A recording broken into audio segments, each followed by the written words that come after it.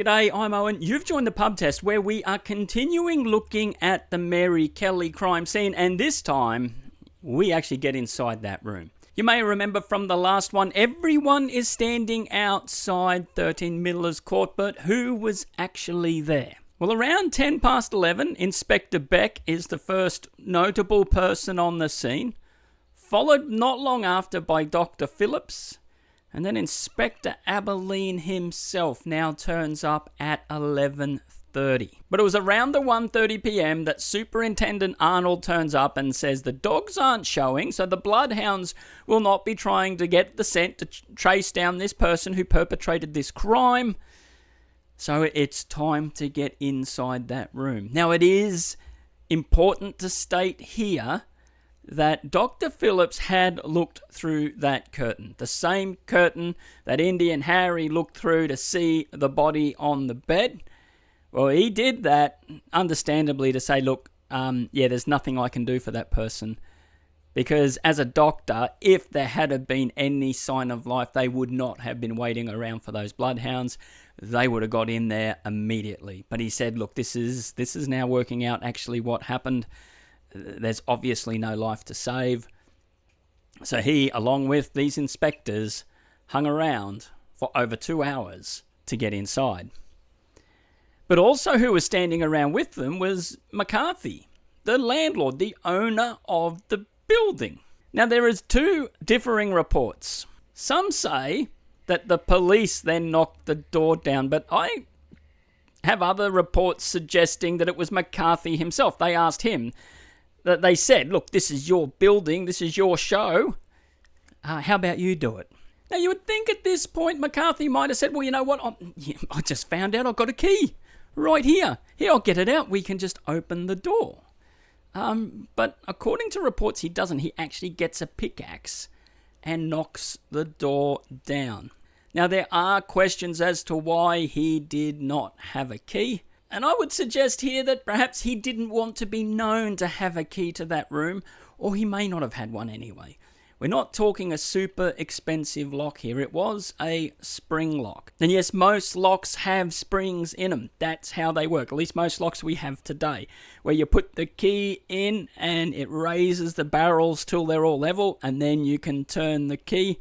If you've ever played games like Skyrim or Oblivion and you got to do the lockpick, well, that's the same thing. You're just knocking those latches up till they're all level, and then the lock will open.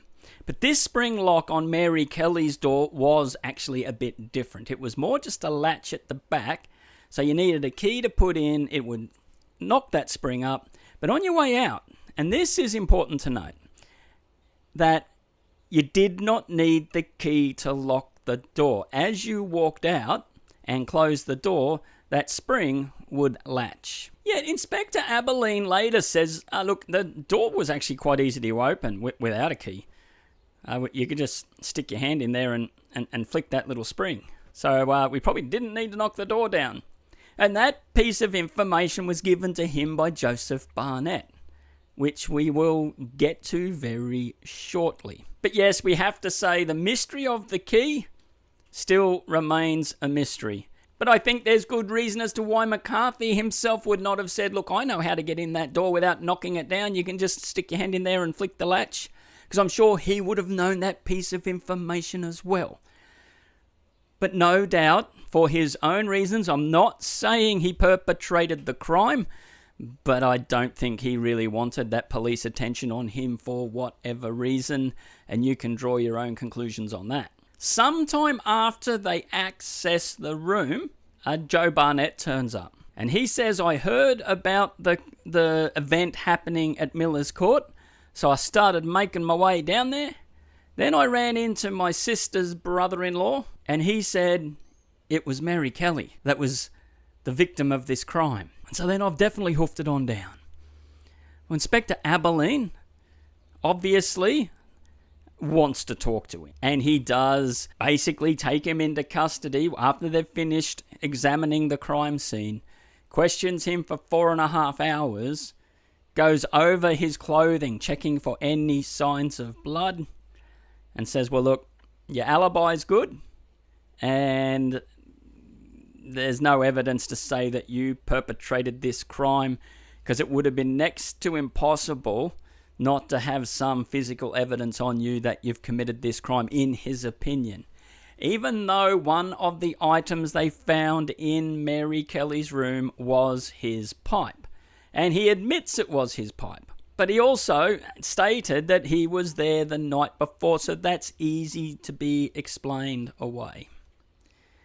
Yet there's no corroborating evidence to say that Joe Barnett had heard of the crime before he started heading down there.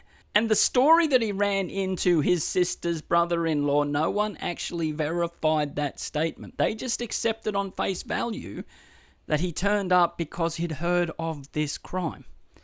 I'm suggesting it's still possible that he was heading down to see if the crime had been discovered. And when he's got there, he's had to make up a story as to why he's turned up. Which leads me to suggest what I said a few videos ago, that perhaps this was a bit of a conspiracy there. Now, there are unconfirmed reports by other people that I have seen since that suggest that Mary Kelly and Joe Barnett were seen together on 2 occasions the morning of this event being found out in Miller's Court. Now, I cannot confirm them at all, but if that could be confirmed, it would lend a lot of weight to what I've suggested previous. But interestingly, Joe Barnett does make the identification at the morgue. He did make that initial identification in that room, but then later at the morgue, he says that's definitely her. Could only tell by the eyes, basically. The only part that wasn't really messed up. And McCarthy also IDs the body at Shoreditch Morgue, which is odd because they were in Spitalfields. And that also raised questions at the inquest because they did have a morgue in Spitalfields. Why did they take it out of the district? That raised some questions as well. And we're going to bring that up again because I'm drawing a line underneath this Joe Barnett, Mary Kelly and carroty mustache, blotchy face dude. Going to park that for now, though I still think it should be looked at in a little bit more detail. But what happens now is going to raise even more questions. And we're not going to get the answers in this video, but the next video is going to cover a theory that I've been holding back for quite some time because it is rather complex and we needed to understand everything that had happened in Miller's Court before we could even get there. Because there's an awful lot to unpack to do with that. But Inspector Abilene plays an important role. And I'll just say that as a bit of a teaser. But what we're going to cover now is 3 particular things. The photos, the fire, and what they found in the room. Now, this was the only Jack the Ripper crime. That crime scene photos were actually taken whilst the body was still there. Yes, other photos of the other victims were taken at the morgue, but this one was in that room where the crime occurred. Now, there could be good reasons for that, and mainly the waiting time. They could have easily organised the photographer, and also this happened during the day, or at least these events. They were waiting around most of the day. So there was no need to sort of get the body off the street because it also wasn't on the street. It was inside of a room. So that allowed the police to control the area quite well. And there were crowds, so it is said, lining Dorset Street, I should say. And remember, the police were getting into scuffles with some of these people, and word was getting around that this may or may not be Mary Kelly, but people were outraged that this type of crime was still happening and the police couldn't solve it. But at least with the body contained in that room, well, it gave them that measure of control to be able to do what they really needed to get done. Now, the crime scene photographer turns up, and it said that they got that one famous photo that circulates the internet still today. I'm not putting it up. I basically forced myself to look at it, but it shows the bed was up against the wall. There was a table near the bed, and what Indian Harry saw when he looked through that window, he said he saw some things on the table, and yes, that did turn out to be body parts. Yes, absolutely horrifying. But then, and there's questions about this. A second photo apparently was taken in that room, but from the other angle, from the other side of the body. But when you look at that, if that photo is true, now it said that it just seemed to have turned up, so it may have been inserted into the records at a later time, which is a possibility. Let me know in comments if you have any further information about the supposed second photo in this room. But it could not have been taken where the bed and body was originally found, because there was no room to get on the other side. And that photo does show the door. So the bed would have had to have been moved out. Now, some people have raised some interesting theories about that second photo, what was seen in it, and how it was even taken, knowing that the crime scene itself had to have been disturbed for them to get this shot. But it doesn't really lend itself too much to what I'm talking about here, because I'm really trying to stick with what we definitely can establish, because if we start going down those rabbit holes, it gets even more weird, and this is strange enough as it is. Yet, if we only accept that first photo, it raises some very serious questions, and this is a little bit heavy, so feel free if you want to skip ahead. I won't be showing the photos themselves, as I've said, but you'll get the drift of what I'm talking about. But every other Ripper victim, the official Ripper crimes, it was stated that the person was attacked on the right-hand side. But Mary Kelly had to have been attacked on the left because of where the body was found, with the bed up against the wall. But the other issue is, with all the surgery, for want of a better term, being done to that body, it actually would have needed access all the way around, like in an operating theatre where the doctors can walk all around the table. Well, the perpetrator here would have needed to be able to do that. Hence that second photo showing the bed more in the middle of the room makes more sense than the original accepted photo with the body against the wall. How was this crime done with the body where it was? Now, any dead weight on a fairly solid bed, and they would have had solid beds back then, could the perpetrator have pushed it? Well, there was no sign of that. At least they didn't report that the bed had been moved. So that is a very intriguing question. But then we get to the fire, and that also raises some massive questions about this crime scene. It was essentially still smouldering. They said it was still warm. And everybody accepts that this fire had to have been started later than what most people assumed, because it could not have stayed that warm. And what was found in the fire was a bit of a bonnet, what they think could have been some men's shirts, and just some other odd clothing material. And it said that the kettle spout was also melted off a bit. Now, people doubt whether or not that could have happened in this fire, because they say for that to happen, the fire would have almost had to burn down all of Miller's Court. And also, the fire would have been seen. But there's another thing that has been asked, and I don't have an answer for this. And again, if you've got information or know more about fires than I do, throw that down in comments. But I have lived in rural areas most of my life, gone camping, done many fires in a fireplace as well, because it also gets cold in a lot of places I've lived too, as well as stinking hot. We get the extremes. But you're going to have fires. But have you ever tried burning clothing? Now, I haven't myself, but I have seen certain bits of items tried to be burnt, and it doesn't go very well. You start smoking up the place. See, clothes aren't timber. Even back then, their clothes were made of different material that just was a little bit fire resistant. And not only would it take quite an amount of heat, but you would need that fire draw. When you light the fire for that air to draw in and circulate and get away somewhere. And there wasn't much of a chimney there in 13 Miller's Court.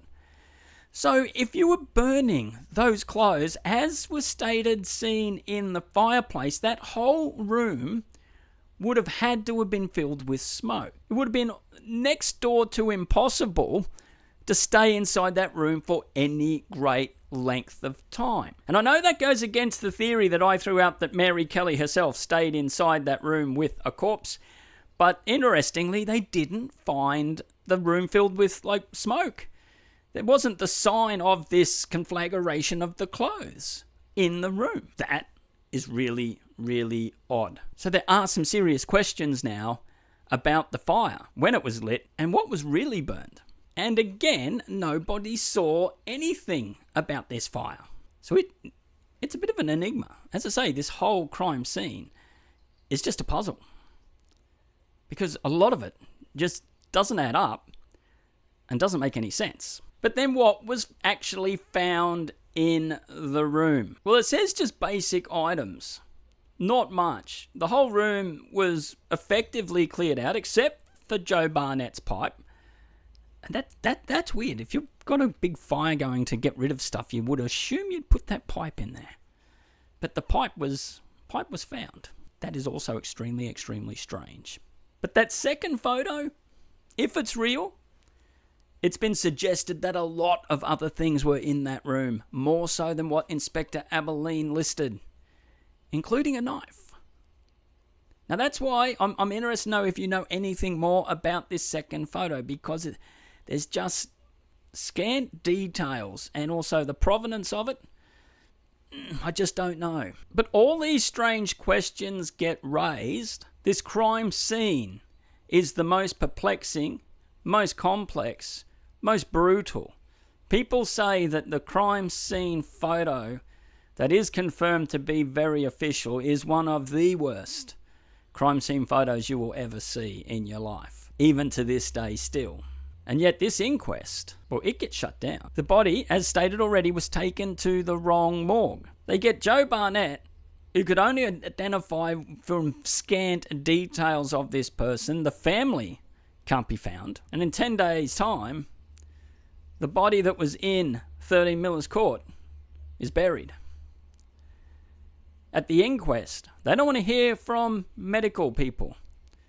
They don't want to listen to any of the real eyewitnesses. They're happy to take Joe Barnett's testimony that it was definitely Mary Kelly. And on that day of November the 9th, 13 Miller's Court is boarded up and padlocked. No one can get in there now. And following this crime, the speedy nature of the inquest, the change in police hierarchy, the Jack the Ripper saga dies away very, very quickly. At least in the press and from the police. Even Inspector Abilene himself said, well, I think I know who did it. I believe it was George Chapman. Other people in the police force gave all differing opinions on who this Jack the Ripper person could have been. But from after here, they were all sure it's over. Now, as I say, that raises way more questions than it gives us answers. But there was something happening in London, in England at the time, that had the police on edge. Way more serious to them than Jack the Ripper. And it is suggested that that event, or those events, had a lot to do with what happened in 13 Miller's Court. And perhaps the true answer to this particular crime lies in a totally different area again. And we will cover that in the very next video. And trust me, it's not as far-fetched as you might think it is. But let me know what you think of this one. I know I've raised way more questions than answers this time. This next theory I'm going to present, I've been wanting to do for some time, but there was just too much to look at. I'm not saying that it's necessarily what I 100% subscribe to, but it was recorded in official records more so than most of these other suspects that we've ever covered. And when you start joining the dots, well, it does make quite a lot of sense. So make sure you tune in for that one. But thank you very much for watching. It genuinely is appreciated. If you are still here watching, give us a like, give us a subscribe. I'm Owen, you've been watching The Pub Test, and we will see you on the next one.